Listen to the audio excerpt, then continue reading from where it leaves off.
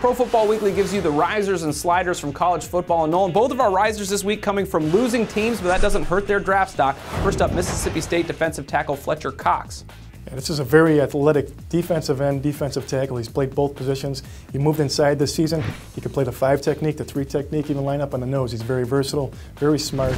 To me, he's a player that if he declares for the draft, could be a late first round pick. Playing well against that Alabama offensive line will certainly help your cause too. Iowa offensive guard Adam Gattis, they lost to Michigan State last week, but really he's come from off the radar to now getting some notice. Yeah, he came into the program at 220 pounds. He's really beefed up and gotten bigger. He's still about 285. He's got to put on another 15, 20 to survive at the NFL level. But he's a guy in 2 to 3 years, I think he could be an NFL starter. I think he could get looks in the 4th round. A guy on our sliders list from the craziest game of the weekend, Texas A&M wide receiver Jeff Fuller, now 4 overtime loss to Kansas State. Last year, if he would have came out for the draft, I think teams would have looked at him in the 2nd round. This year, I'm not so sure he's going to make it in the 4th. He's had a terrible season this year, a lot of drops, very inconsistent, doesn't do anything after the catch.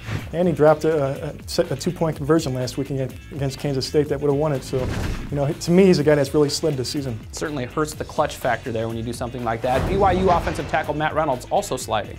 Yeah, if you look at his production over time, he's a 3-year starter. He's got good size. He's played on the left side. But to me, he's a guy that's got to play inside in the NFL. He's more of a guard than a center. Not a great athlete. I think he's going to fall as far as the 5th round, 5th, 6th rounds. Those are our risers and sliders for this week. For the best coverage of the NFL, check us out at ProFootballWeekly.com.